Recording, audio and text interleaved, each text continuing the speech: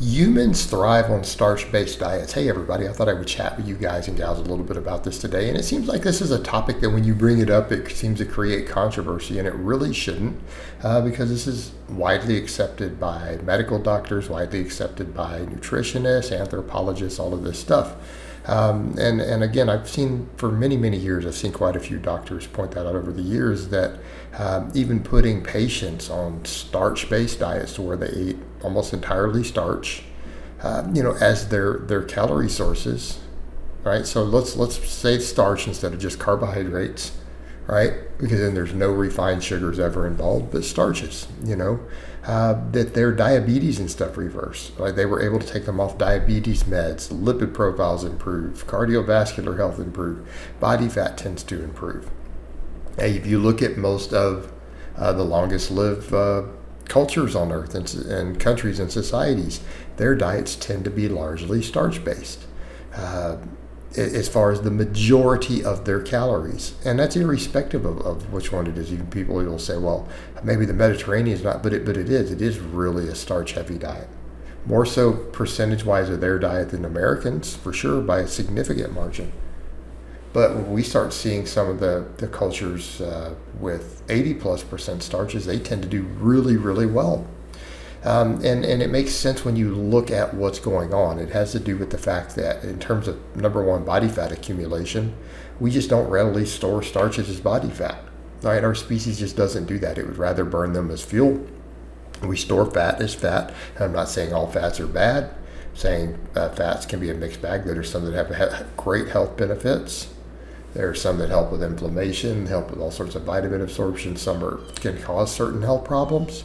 But by and large, it is still easier to gain fat on a high-fat diet because that's what we're capable of storing. And again, not saying on a higher carb diet we can't gain fat. I'm not saying that. I'm just saying it's more difficult because we don't store the carbohydrates readily, and then we're not eating as much fat, which is what we're actually capable of storing. Okay, so kind of matters in that context. But even good fats can still technically make you fat, right? Because we see that in some places where lots and lots of vegetable oils and things are used that are polyunsaturated fats are still contributing to obesity because it's still fat. All right, but setting that stuff to the side and we really look at the other elements of it, it has to do with the fact that starches don't have a lot of the negative effects we see from other things. They're just a clean burning fuel source. It's what our body prefers to burn, meaning there's no real conversions involved. It's handled right there, usually at the gut. Most of it, and a little bit of it is enzymic pathways, because what do we burn for fuel? Glucose. Okay, we burn glucose for fuel as a species. All of our cells can run almost exclusively on glucose or exclusively on glucose as a calorie source. In fact, to my knowledge, I believe they actually all technically can. Right? Every cell in our body can run on glucose. All of them need it to some extent.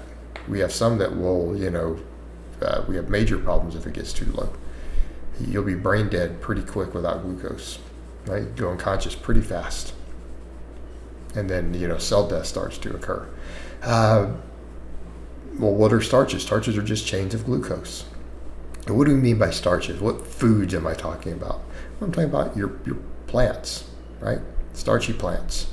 That would be rice, potatoes, beans, okay? Any sort of tuber, So that would be, carrots, potatoes, but any type of grain, right?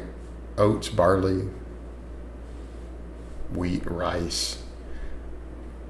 Others that we don't think of as more as common. Most legumes, like beans and things, right? These are your starches. Most vegetables are still starches. They just don't have many calories. Broccoli, cauliflower, cucumbers, lettuce, all that stuff, right? Starchy carbohydrates, usually with some fiber added in. And we need fiber. Fiber is actually beneficial for the regulation of the starch. It's beneficial for our gut health. So higher starch diets tend to be high in fiber unless you're only exclusively eating the most refined ones you could find. But starches, we as a species thrive on that because it is our primary fuel source. And it doesn't create these other problems. You know, people say, well, what about too much of it is insulin sensitivity? Well, I mean, eating too much of anything can have problems. It's like, that would be like saying, you know, well, water is not good for you because if you drink too much water, you can get water intoxication and die. Well, that's a asinine statement.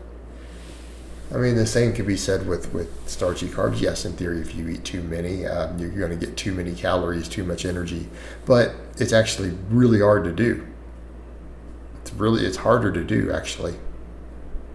But we don't get insulin issues from it because it doesn't negatively impact the liver and pancreas and stuff the way that some of the other foods do.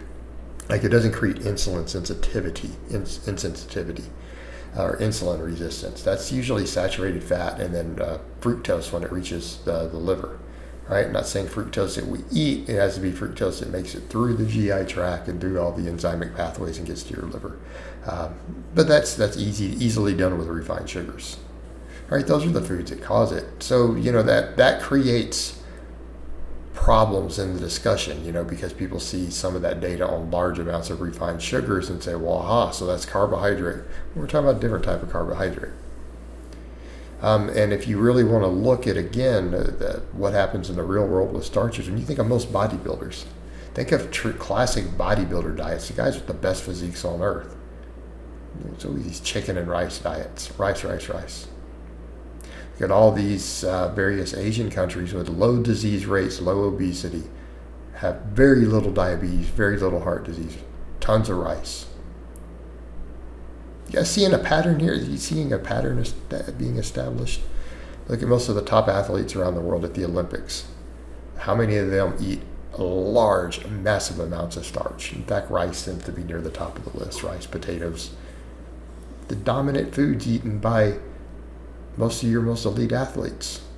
Okay? So if anyone wants to say, well, I just don't believe this, like, well, you can show me whatever biology or pathways and I'm not buying it for whatever reason, but then you look at the real world, look at all those examples, all those groups tend to eat extremely high starch diets.